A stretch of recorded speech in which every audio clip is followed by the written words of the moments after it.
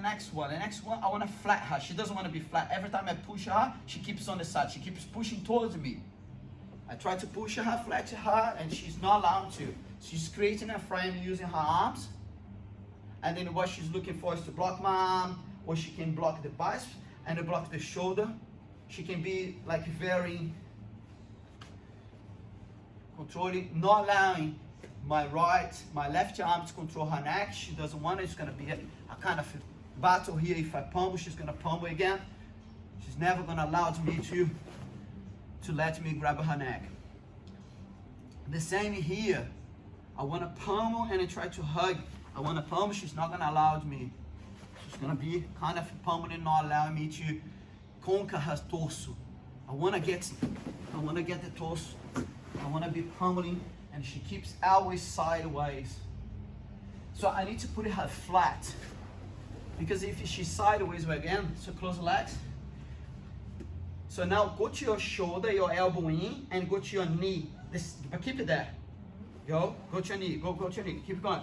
Keep twisting. Yeah. So when you do that, and dragging my knee out, pull you with the legs. Yeah, go drag like this. So I kind of lose balance here. If you use your hip to push your hip, I'm gonna drop on my bump on the side. Go push your hip forward and then drop. So it's a sweep. Come back again. Go to the half guard. Lock your legs. That's it.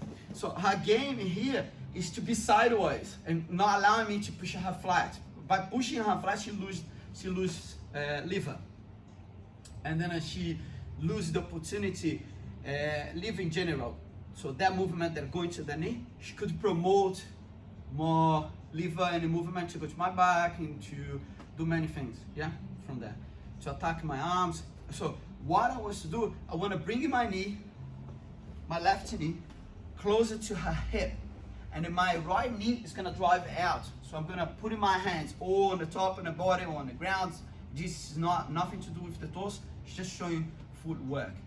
So I'm going to bring my knee and drive the other one. So I flat her. So when you flat, the gap here is slightly wider. So it's kind of easier for me now to bring the leg, and it's going to be harder for her to hook my machine. If she was sideways, if I tried to put my toes and lift it up, she wouldn't be able to catch my shin. But when I flatten her and lock the hip, and I try to, so she comes, it's going to be easy for me to now pass. I go to the other side completely. No. Yes. Close. So what I want to do, I want to bring my knee close to her hip and drive the other knee to the other side. Flat. So I want to make sure she's flat. What she's going to do to avoid that, she's going to block and hip escape. So she's going to hip escape to be in that position. It's again, I'm going to flat, she come back. Flat, come back. I push her, hip escape. So I'm going to go footwork. A little bit slow. Footwork, flat, go hip escape. She never allowed me to flatten her hip on the ground. She's always on the side. So slowly, knee, other knee. When she gets flat, she hip escape. She pushes the hip again. Even if I put weight, that's what I want. So she has to frame and push her hip again. Go again, flat, and she hip escape. Always protect your half guard. Never allowed, because that's the beginning. If I flat over here, and I'm in this position, it's going to be easier for me to control the torso. Even though she doesn't allow me to control the neck, she keeps battling here. But the way I am, my weight is on the top of her body. I'm not counting the difference between us. I'm heavy, I'm not saying that. But in general, I'm going to be at the top.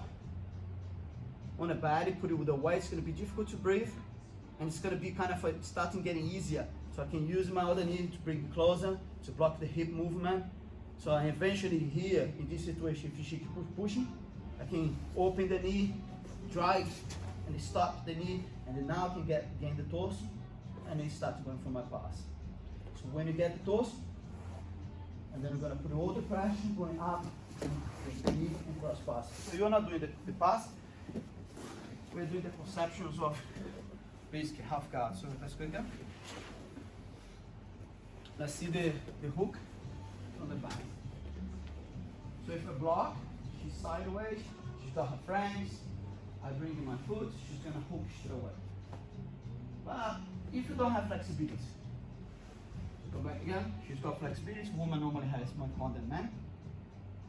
And then so normally what I'm gonna do here, when I bring in my foot, she has, if she doesn't have flexibility, she has to turn a little bit, just tilt a little bit more her hip out, and she's gonna gain amplitude. She's gonna gain space and range to use her foot to underhook my machine, my foot. She hip escape a little bit. See hip escape, come back once again.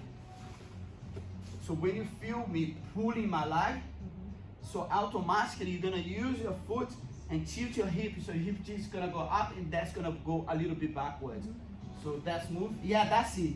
And so when I bring you have much more angle. Now we're gonna stretch, push, lock straight away, boom, you come back to the game. So and then again, she had the flexibility, she doesn't have hip escape when I bring. And we bring hip escape, and then have much better angle. Stretch the leg using the X. So now under hook, under my knee, hook under my knee, and then bring it to you. Bring your elbows to you to be closer to you. So in this position here, when you are hooking, you cannot lose the range. If you're controlling my knee cannot be, but your leg has to be close to your hip. If your leg is far from your hip, you start losing power in your leg.